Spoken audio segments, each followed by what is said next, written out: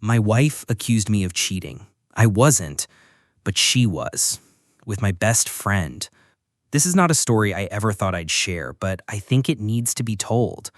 Not just for the sake of getting it off my chest, but for others who might be going through something similar and questioning their own reality. If you've ever been gaslighted, betrayed, or made to feel like you're losing your mind, you're not alone. Before I begin, make sure to subscribe to the channel for more true stories like this one. Now, let me take you back to the beginning, to the life I thought was safe, steady, and built on trust. My name is Daniel. I'm 34 years old, and up until last year, I believed I had a good life.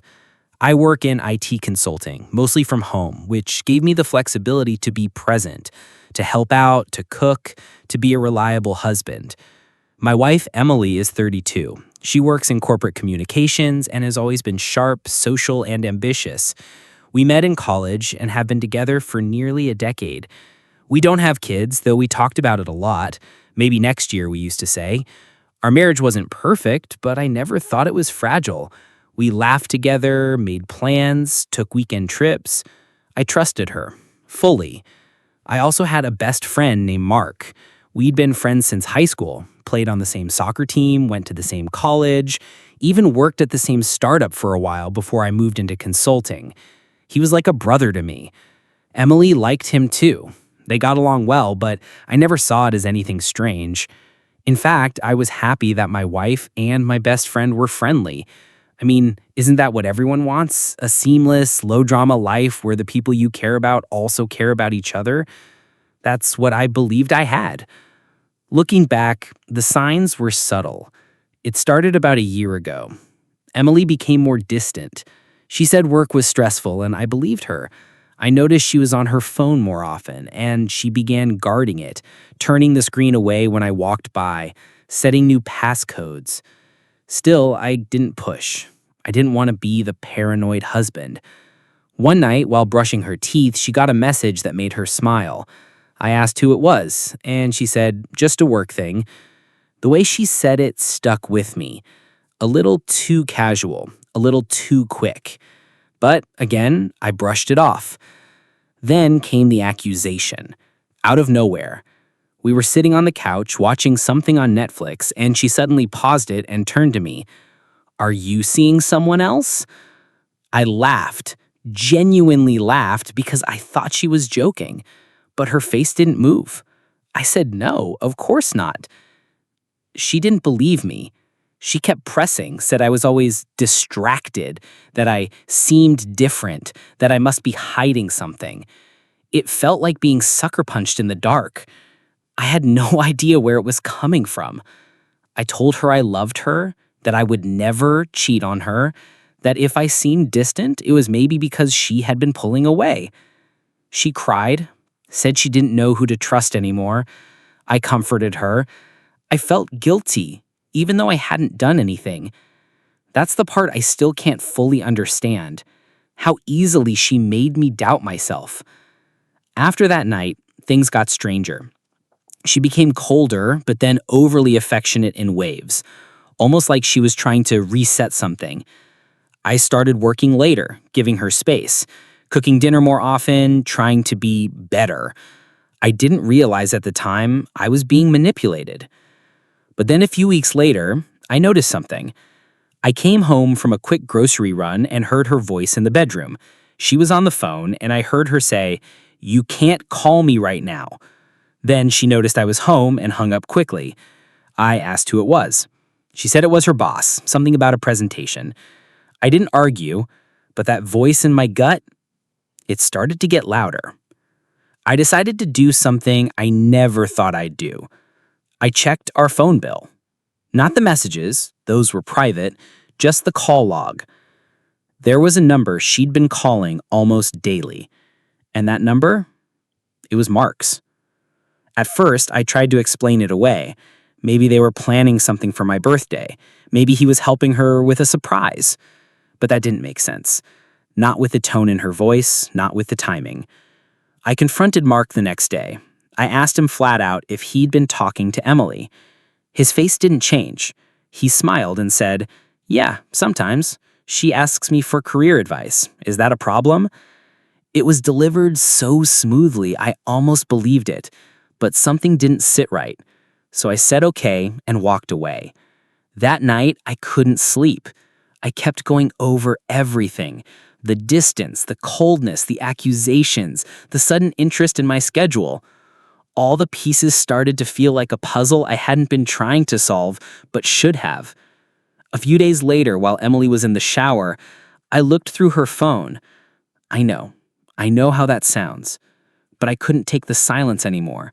I had to know if I was crazy. And what I found destroyed me. The messages were there, hidden, in a folder under work notes, like she thought I'd never check. Hundreds of texts, jokes, plans, complaints about me, intimate things, photos. And the name at the top of the thread was Mark. I remember standing there, holding her phone, hands trembling, heart pounding like it was trying to crawl out of my chest. The steam from the shower kept fogging up the mirror behind me, and for a moment I just stared at the screen, unable to process what I was seeing. It wasn't just the betrayal, it was how long it had been going on. Some of the messages were from over 6 months ago. All that time I'd been trying to fix our marriage, feeling guilty for her pulling away, trying to be a better husband. She was sleeping with my best friend, the man who'd been in my life longer than anyone besides family. I scrolled through the thread in a daze. They called each other pet names, talked about how they had to be careful. There was even one where she said, "I think he suspects something. I had to accuse him of cheating just to throw him off." That one single line flipped something inside me that I don't think I'll ever get back. It wasn't just cheating. It was calculated, manipulative, and cold. She didn't just betray me. She tried to destroy my sense of reality. I heard the shower turn off and panicked. I quickly put her phone back where it was and stepped out of the room before she came out. I didn't say anything that night. I didn't know what to say. Or maybe I was just too stunned, too broken to form a sentence. I laid in bed next to her, pretending to sleep, while my brain ran circles around itself. I thought about confrontation, about yelling, screaming, demanding answers, but something held me back. Maybe it was self-preservation, maybe it was disbelief. Maybe I just needed to be completely sure, not for her, but for me. Over the next few days, I started gathering proof. Screenshots, backups, call logs. I didn't plan on using them legally. I wasn't thinking about divorce court or lawyers. I just needed to know that I wasn't crazy, that what I'd seen was real. I stopped being affectionate. I stopped trying. She noticed. Of course she noticed. She asked me why I was being cold, if something was wrong. I wanted to laugh in her face, but I just told her I was tired, work stress. She nodded, like she believed it, and didn't push. Because in her mind, she had already won. She thought she had both of us under control. The faithful husband and the thrilling side piece. I started pulling away from Mark too, slowly. I stopped responding to messages, skipped our usual weekend hangouts, made excuses when he invited me over. He asked a few times if everything was okay, and I told him I was just busy. I think he knew. I think on some level they both knew. And still they didn't stop. That's what kills me. They had so many chances to come clean, to admit it, to apologize. They didn't. They just kept lying. One night, about 2 weeks after I discovered everything, Emily told me she was going to a work dinner. I nodded. She dressed up more than usual, spent extra time doing her makeup. She looked beautiful. I hated that I still noticed. I waited until she left, then grabbed my keys. I already knew where she was going, Mark's place. I drove there and parked a few houses down. I didn't go in. I just waited. Her car was already there. The lights were on. I saw shadows moving inside. I sat there for 2 hours, staring at my steering wheel, thinking about the life I thought I had, the years I invested, the loyalty I gave. The pain in my chest was so heavy it felt like it had weight. Eventually I drove home. I didn't want to confront her there, not when I was shaking from the inside out. The next morning, I told her I was going on a work trip for a few days. She barely looked up from her phone when she said, "Okay, have fun." I packed a bag, but I didn't go far. I stayed at a friend's place across town, someone who didn't know Mark. And then I did something I'd been avoiding. I called Emily's parents. They'd always liked me, treated me like family. I told them I needed to talk in person. When I sat down with them, I didn't go into graphic detail, but I told them the truth. That Emily had been unfaithful, and not just with anyone, but with someone I trusted more than anyone. Her father sat in silence. Her mother cried. They didn't defend her. They were shocked, but they didn't deny it. That gave me some kind of validation. After that, I called my own parents, my sister, a few close friends. I didn't want to suffer in silence anymore. I wanted people to know what had happened. I wasn't trying to destroy her reputation. I just refused to carry the weight of the lie alone. I went back home the next day. Emily was already there, scrolling through her phone on the couch like nothing had happened.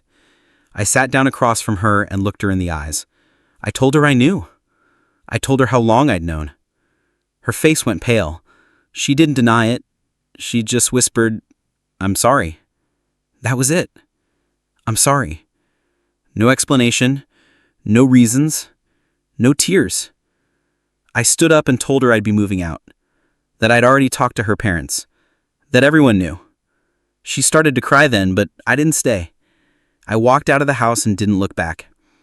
I stayed with a friend for a few weeks while I found a new place. Filed for divorce a month later.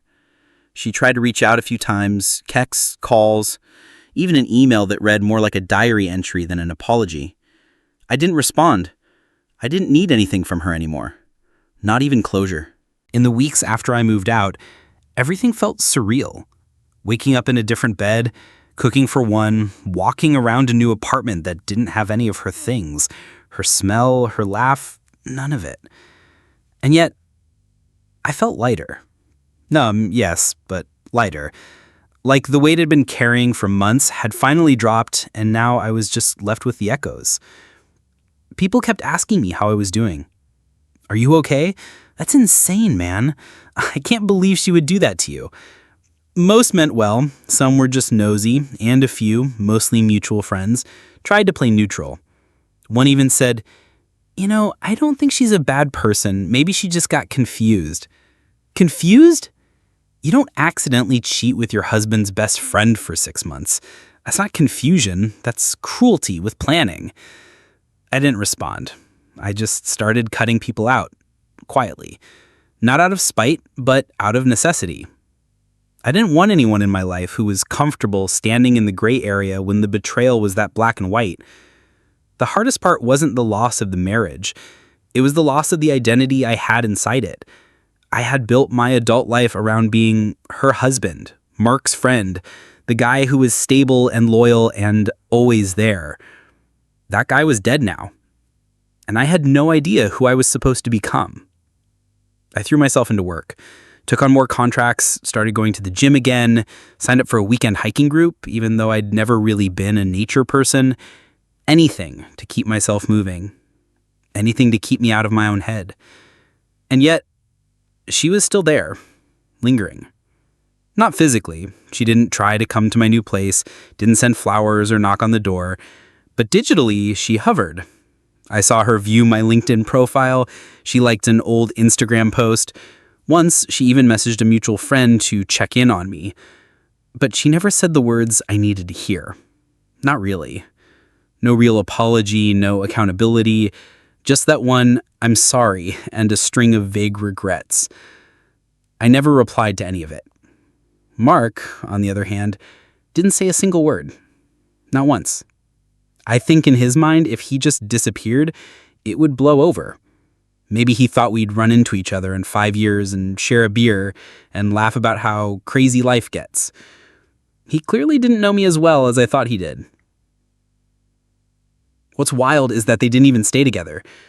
A friend told me that after I confronted her and moved out, their little affair fizzled out. Mark ghosted her. I'd like to say I was surprised, but I wasn't. He never wanted her. He just wanted what I had. And when the illusion collapsed and she was suddenly available, The thrill was gone. He bailed. Classic. At first, that made me feel vindicated, like maybe I had won something in the end. But truthfully, there was no winning. There was just surviving. I started going to therapy, not because I was falling apart, but because I wanted to make sure I didn't carry this poison into whatever came next. My therapist helped me unpack how deeply I had internalized their betrayal, how I had started to question not just them, but myself, my judgment, my worth, my instincts. It took a while, but I started to rebuild trust in my own perception of things. Not everyone is out to hurt you, but when someone shows you who they are, believe them the first time. I remember the first time I laughed again. Like, really laughed. I was at a coffee shop working on my laptop, and some guy at the next table was arguing with Siri. Full volume, total nonsense. People were staring and giggling, and for the first time in months, I didn't feel like a ghost. I laughed, and it felt real. I started opening up to people again, slowly. A friend invited me to a game night, and I almost said no out of habit, but I went. I met a few new people, talked, joked. One of them was this woman named Claire. She was smart, a little sarcastic, kind of quiet but observant. She didn't ask too many questions, didn't overshare, just existed in the space like someone who knew how to listen. We didn't talk much that night, but I noticed her. A few weeks later, I saw her again. This time, we did talk about music, movies, growing up in small towns, nothing heavy, just human connection. It felt good. I wasn't thinking about relationships or love or even sex. I was just grateful to be talking to someone who didn't have a hidden agenda. Claire and I started hanging out. Coffee turned into dinner, dinner turned into walks, walks turned into long conversations in parking lots that stretched past midnight. There were no games, no pressure, just presence. I told her about Emily eventually. Not all the details, but enough. She listened without pity, just empathy. She told me she'd been through betrayal too, though hers was more emotional than physical. We understood each other's quiet wounds. That mattered. More than anything. We weren't trying to fix each other, just witness each other. Honestly. One night, as we sat in her apartment watching some old comedy, she looked over at me and said, "You don't seem angry." I thought about that, about how much rage I used to feel, and I said, "I was, but I think I burned it all out. Now I just want peace." She nodded, and we didn't say anything else for a while. Claire became a part of my life gradually, and maybe that was the best thing that could have happened. There was no rush, no declarations, no whirlwind, just quiet presence. She didn't try to save me. She didn't flinch when I shared the messier parts of my past. And I didn't feel like I had to perform for her or hide what I'd been through to seem stronger or more healed. With her, I could just exist.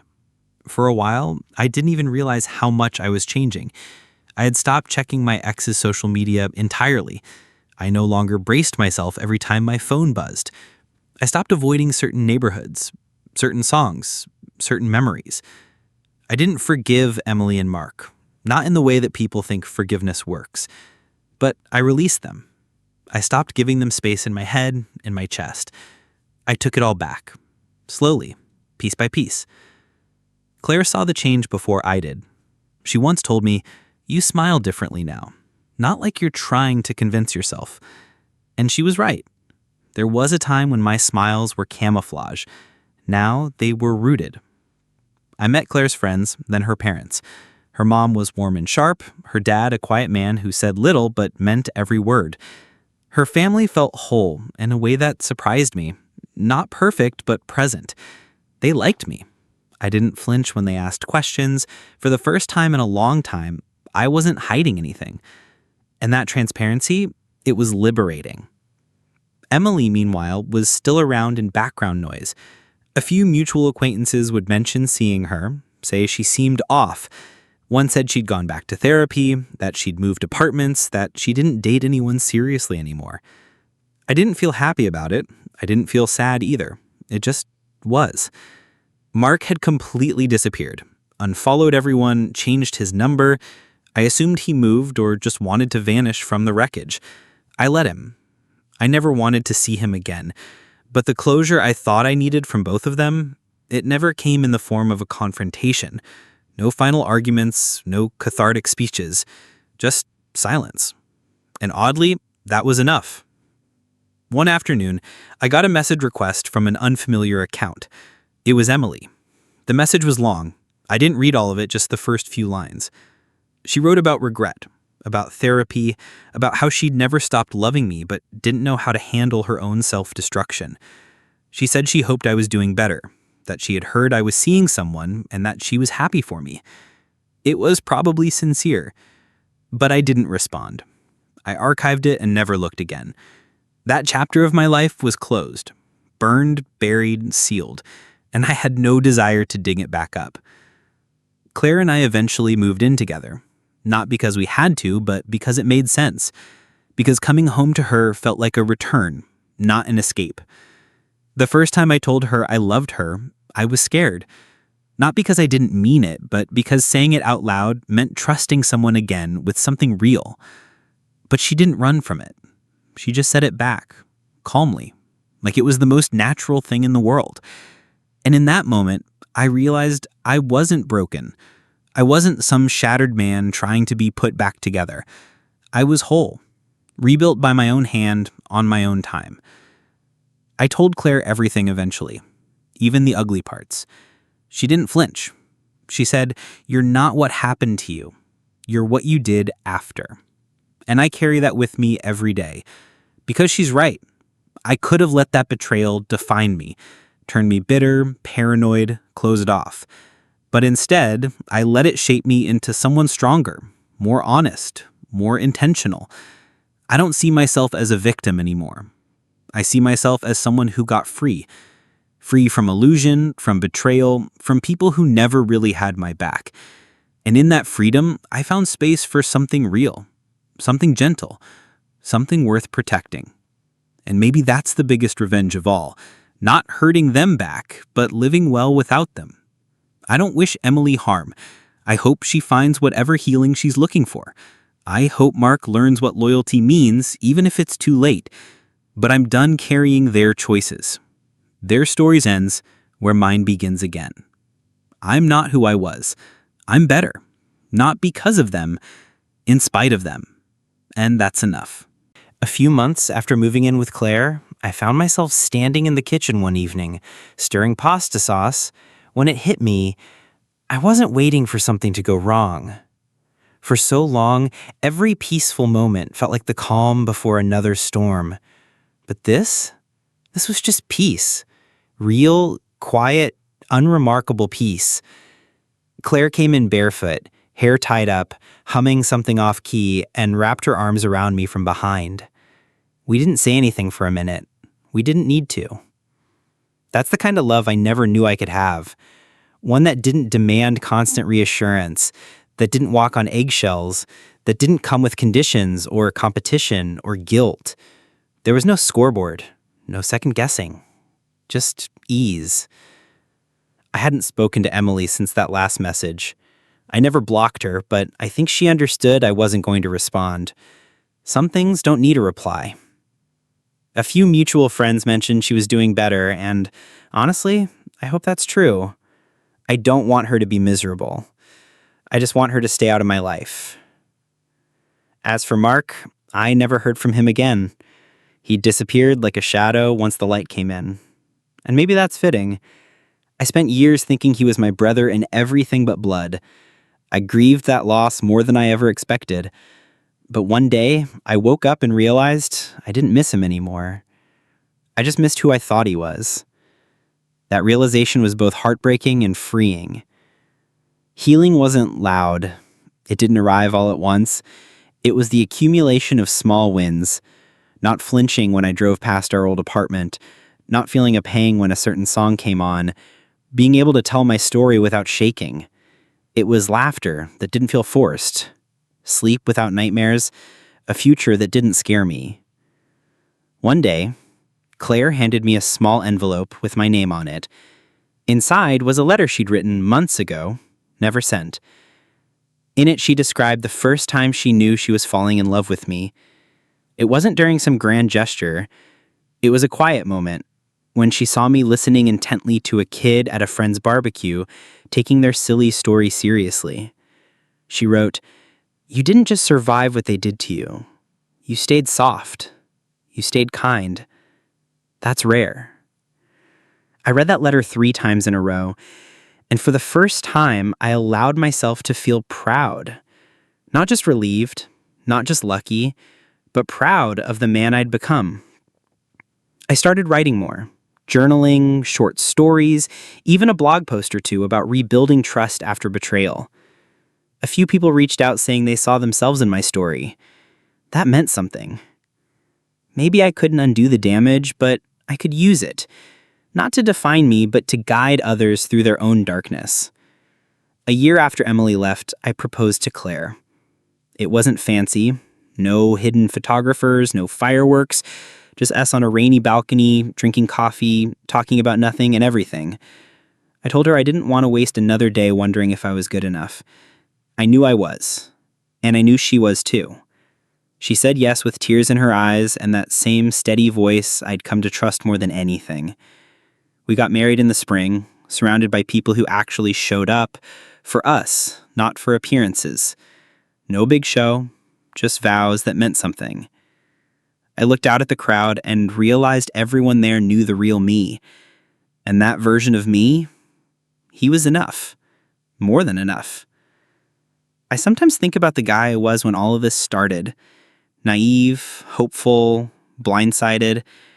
If I could talk to him now, I wouldn't warn him. I wouldn't tell him to leave Emily sooner or to avoid Mark. I'd just say, you'll survive, and you'll be better for it. Because I am. And if anyone reading this is in that place, in the dark, in the doubt, in the mess, I hope this reminds you. Healing is real. It's not fast, it's not linear, but it's possible. You are not what they did to you. You are what you do next. I'm living proof. So subscribe to the channel if you haven't already. And remember, your story isn't over just because someone else tried to end it. Sometimes the best part comes after the worst chapter.